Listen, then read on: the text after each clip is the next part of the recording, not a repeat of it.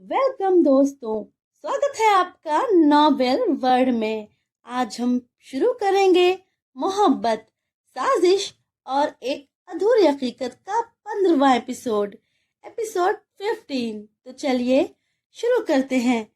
पिछले एपिसोड में हमने देखा था कि आयरा कैसी उलझी हुई थी और परेशान हो गई थी। विवान ने आयरा का मूड ठीक करने के लिए टॉपिक बदल दिया और आयरा से पूछा, एक बात बताओ आयरा, तुम्हें ये कब पता चला कि तुम मुझसे प्यार करती हो?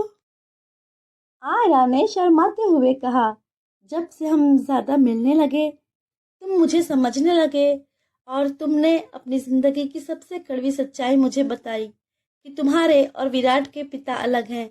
इतने में आयरा को कुछ याद आया। विवान, तुमने कहा था कि विराट तुम्हारी माँ की मौत का जिम्मेदार तुम्हें और तुम्हारे पिता को मानता है, लेकिन क्यों? कैसे हुई थी तुम्हारी माँ की मौत? आयरा ने पूछा।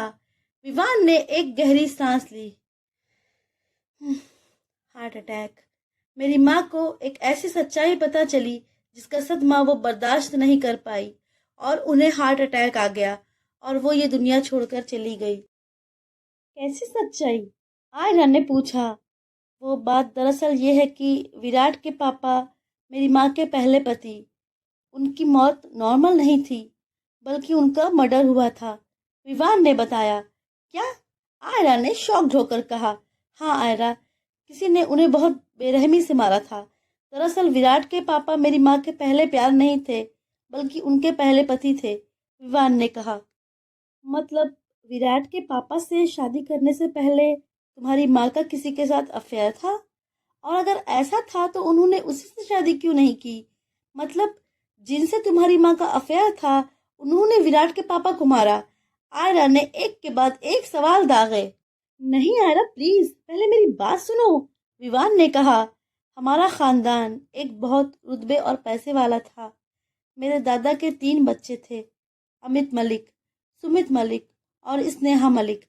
अमित मलिक यानी मेरे पिता, सुमित मलिक यानी विराट के पिता, और हमारी बुआ स्नेहा, जिनके 3 बच्चे हैं।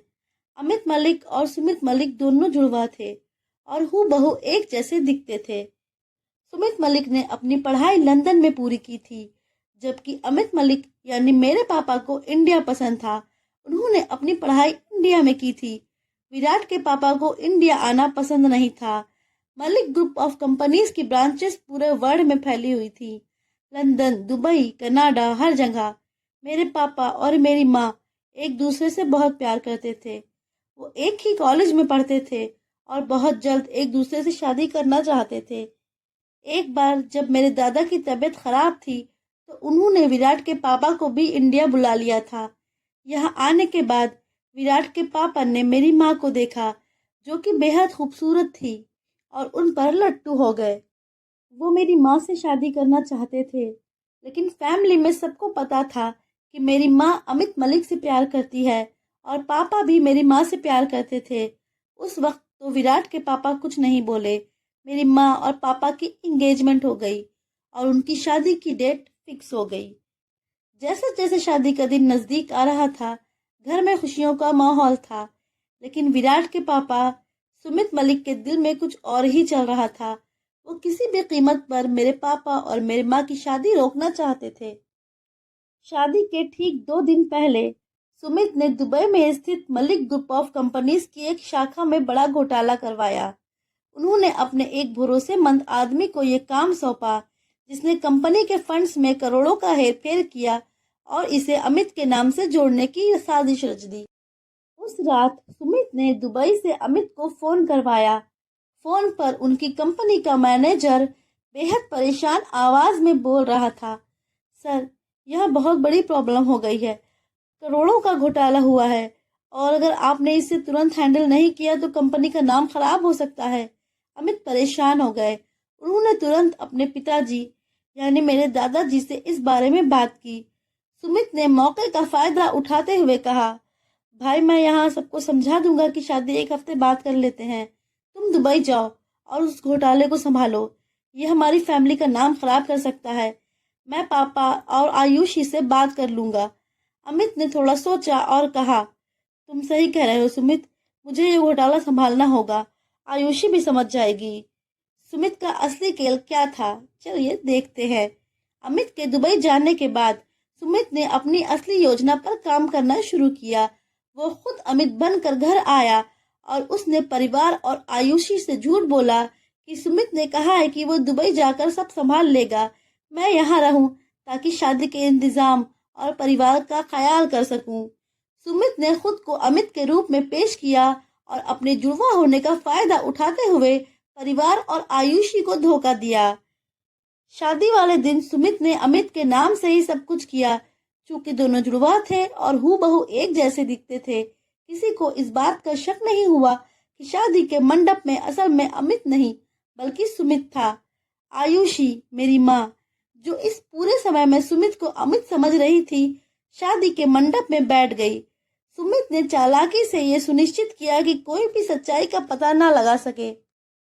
और फिर आर्या ने सवाल किया, विवान ने जवाब दिया।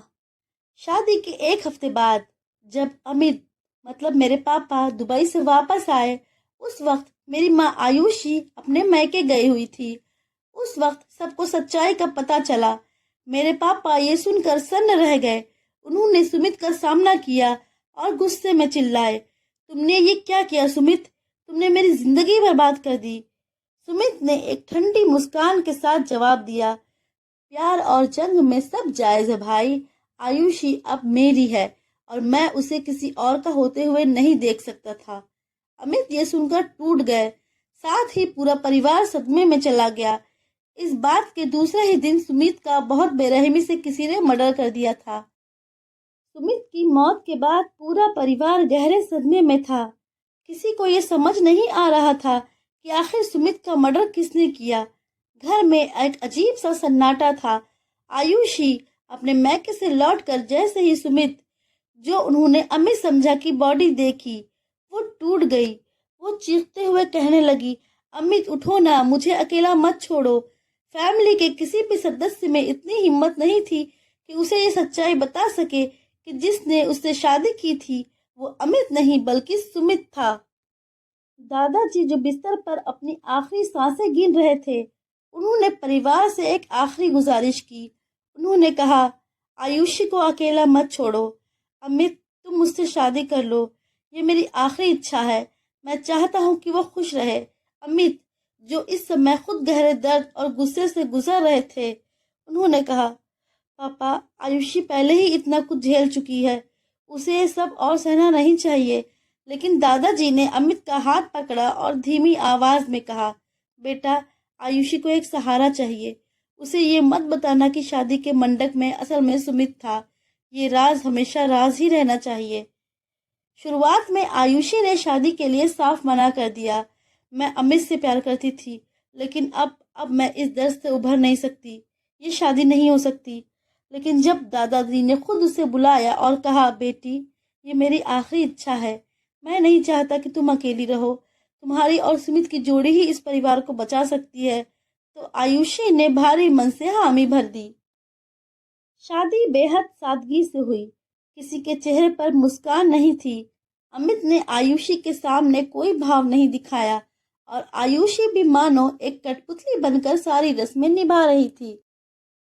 शादी के कुछ दिनों बाद आयुषी ने खुद को नई जिंदगी में ढालने की कोशिश शुरू कर दी। आयुषी को यह महसूस होने लगा था कि जिससे वो प्यार करती थी, उसका एहसास उसे सुमित में लग रहा है। लेकिन उन्हें लगा कि शायद सुमित उनके पति हैं, इसलिए उन्हें ऐसा लग रहा है। अब जो हैं वो ही हैं। इस तरह उन्होंने अमित के साथ, जिन्हें वो सुमित समझ रही थी, उनके साथ नई जिंदगी शुरू की। कुछ दिनों बाद सुमित के मर्डर की जांच तेज हुई। पुलिस ने यह दावा किया कि यह हत्या किसी पारिवारिक सदस्य ने ही की थी। हर किसी की नजर अमित पर थी, लेकिन वह अपनी जगह शांत था। एक रात आयुषी ने अमित से सुमित समझकर पूछा, क्या तुमने अमित को मारा था? अमित ने आयुषी की आंखों में देखते हुए कहा, नहीं आयुषी, बिल्कुल नहीं। आयुषी को यह जवाब सुनकर थोड़ी राहत मिली, लेकिन सच्चाई अभी भी धुंध में थी। आखिर किसने मारा था सुमित को? और आयुषी को ऐसी कौन सी सच्चाई पता चली थी जो उसकी मौत हार्ट अटैक से हो गई? इन सवालों के जवाब जानने के लिए हमारे साथ बने रहिए। मोहब्बत साजिश और एक अधूरी हकीकत में। नेक्स्ट एपिसोड आपको जल्द मिलेगा, तो अपने कमेंट करके ज़रूर बताइए कि ये ऑडियो सीरीज आपको कैसी लगी। अभी इसकी और परतें खुलनी बाकी हैं, तो लाइक कीजिए, सब्सक्राइब कीजिए। Thank you.